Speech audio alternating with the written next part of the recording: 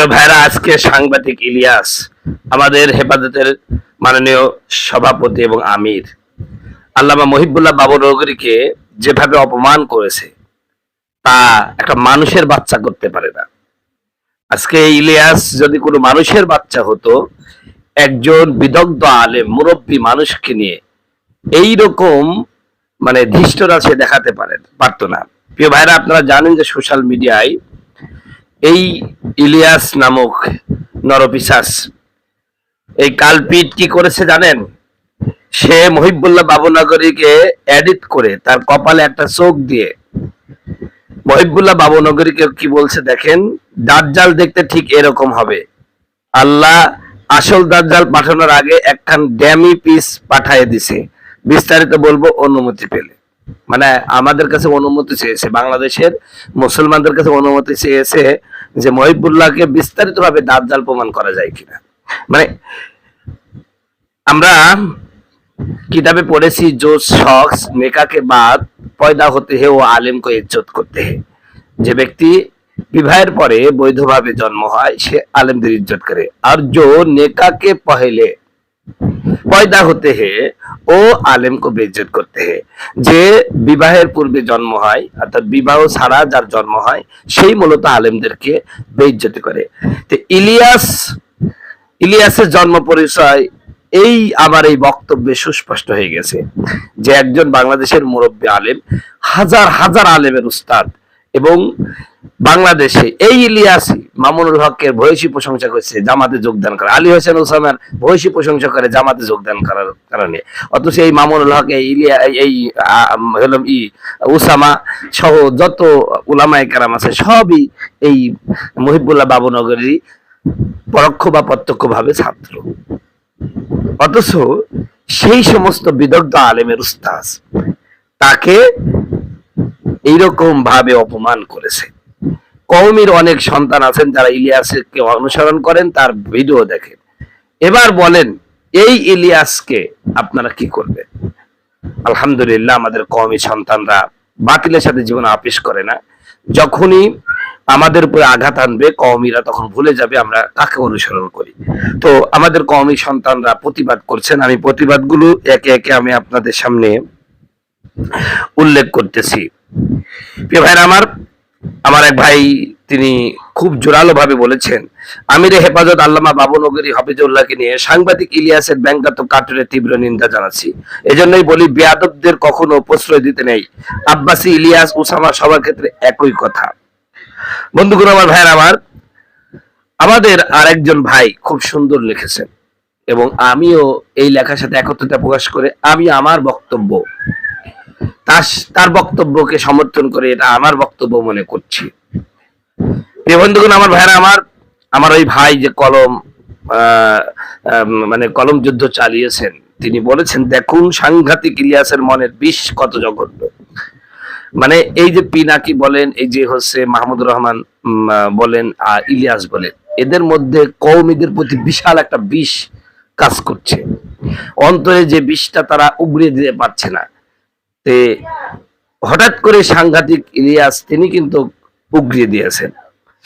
এই ইলিয়াস শাইখুল ইসলামের ব্যাপারেও হুবহু এমন শব্দ চয়ন করেছিল। চরমোনার পীরদ্বয় তো ইলিয়াসের দৃষ্টিতে একদম কাফের হয়ে গেছে। ইলিয়াসের দৃষ্টিতে সে তো হচ্ছে চরমোনার পীর সাহেব দুইজনকে তো মুসলমানই মনে করে না। যেই লোকটা আপাতদস্ত দেখতে পশ্চিমা সিভিলাইজেশনে দেখে মুসলমান মনে হয় না, সেই লোক এদেশের আলেমদের ব্যাপারে কমেন্ট করে। আর এই লোকদেরকে আমাদের জামাতরা ইমাম মানে। জামাতের ইমামের নাম কি জানেন? পিনাকি ভুট্টা চারশো, মাহমুদুর রহমান, ইলিয়াস হুসাইন, তারপরে ডাক্তার মাহমুদা মিতু, তারপরে নুসরাত, যিনি কয়েকদিন আগে পোশাক পরবে না এই আন্দোলন করেছেন, তিনিও কিন্তু জামাতের ইমাম। এই ইমাম এদেরকে ইমাম বানিয়েছে যারা আলেমদের বেইজ্জতি করে। যে যত আলেমদেরকে বেইজ্জতি করতে পারে সে তত বড় মানের জামাতের ইমাম। প্রিয় ভাইয়ের, তো এইরকম একজন লোক, আর এইরকম লোককে আফসোসের বিষয়, এদেরকে আবার আমার কিছু ভাইরা মনে প্রাণে ভালোবাসে। জামাতের 3 জন মিডিয়া সেক্টরের পীর আছে। জামাতের মিডিয়া সেক্টরের পীর কয়জন? তিনজন। একজনের নাম ইলিয়াস, দ্বিতীয় নামের নাম পিনাকি, আর তিনজনের নাম মাহমুদুর রহমান। এগুলো প্রত্যেকটা অকৃতজ্ঞ। কথা বুঝতে পারছেন? আল্লাহ তাআলা এদের করুণ পরিণতি চোখে দেখার তৌফিক দান করুন, যে বাবুনগরীকে এইভাবে অপমান করে।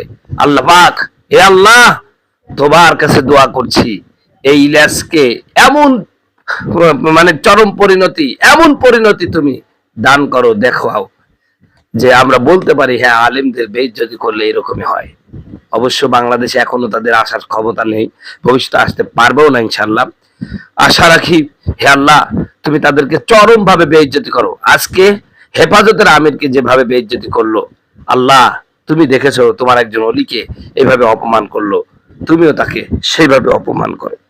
আমার আর একজন ভাই খুব সুন্দরভাবে লিখছেন, যে তিনি বলেছেন মান আদা ওয়ালিয়ান, যে যে ব্যক্তি আল্লাহর ওলির সাথে শত্রুতা করে, আল্লাহ পাক তার সাথে যুদ্ধ ঘোষণা করে। নিঃসন্দেহে আল্লামা মহিবুল্লাহ বাবুনগরী একজন আল্লাহর ওলি। আর একে যারা দাজ্জাল বানালো, যেই মানে নরপিশাচ, যেই বেজন্মা, আল্লাহ পাক তাকে যেন গোটা জাতির সামনে অপমানিত করে, এই আশা আকাঙ্ক্ষা ব্যক্ত করছি। সম্মানিত বন্ধুগণ, আমার ভাইয়ের, আমার আমি নুরুল আমিন মহিবুল্লাহ বাবুনগরী অপমান করলে যেমন আমি কষ্ট পাই, ঠিক সাইদি সাহেবকে অপমান করলেও কষ্ট পাই। ঠিক এমনই ভাবে বাংলাদেশের যে কোনো ঘরানার আলেমকে, সর্বনা পীর সাহেবকে কেউ অপমান করলে আমি কষ্ট পাই, কারণ আমি একজন আলেম। আর আলেমদের সম্পর্ক আল্লাহর সাথে কত গভীর। আল্লাহ পাক নিজে বলেছেন, ইন্নামা ইয়াখশাল্লাহ মিন ইবাদিহিল উলামা, নিঃসন্দেহে আল্লাহ রাব্বুল আলামিন কে ভয় করে একমাত্র তার বান্দাদের মধ্যে কেবলমাত্র শুধুমাত্র আলেমরা। আর সেই আলেমকে তুমি যা ইচ্ছা তাই বলবা, সেই আলেমকে যেভাবে ইচ্ছা সেভাবে উপস্থাপন করবা, আমরা ছেড়ে দিব? এটা কখনোই সম্ভব হবে না। প্রিয় ভাইরা আমার, বাংলাদেশের প্রত্যেকটা তরুণ প্রজন্মকে বলছি, এই ইলিয়াসকে চিনে রাখো। তোমরা একে একজন আলেম বিদ্বেষ হিসেবে চিনে রাখো। সে আলেমদের বন্ধু নয়, সে আলেমদের শত্রু, এতে কোনো সন্দেহ নাই। প্রিয় বন্ধুগণ, আমার ভাইরা আমার, আজকে জামাতের জাসির ভাইদেরকে বলছি, পিনাকিকে বলছি, এই ইলিয়াসকে নিয়ে তোমরা যে মাথায় তুলে নাচতেছো, আজকে মহিবুল্লাহ বাবুনগরীকে অপমান করে সেই জন্য তোমরা খুশছো, মুসকি মুসকি হাসতেছো, দাঁতে খিলখিল করে দাঁত বের করে খিলখিল করে হাসছো। আগামী কাল এই ইলিয়াসই দেখবা তোমাদের ঘরানা আলেমদেরকেও এইভাবে অপমান অপদস্থ করবে, কারণ এদের অভ্যাসই এরকম, যে মতের মিল হলে তাকে মাথায় তুলবে, মতের মিল না হলে তাকে নর্দমার মধ্যে পুঁতে ফেলবে। এটাই হলো ইলিয়াসদের চরিত্র, এটাই হলো ইলিয়াসরা। আজ তোমরা প্রতিবাদ করছো না, কালকে তোমরা মনে রেখো তোমাদেরকে এরকম করবে ওরা, কারণ এদের জন্মটাই এভাবে হয়েছে, এদের চরিত্রই এরকম। এরা মানুষ নয়, এরা মানুষের জন্ম হলে এমন করতে পারে।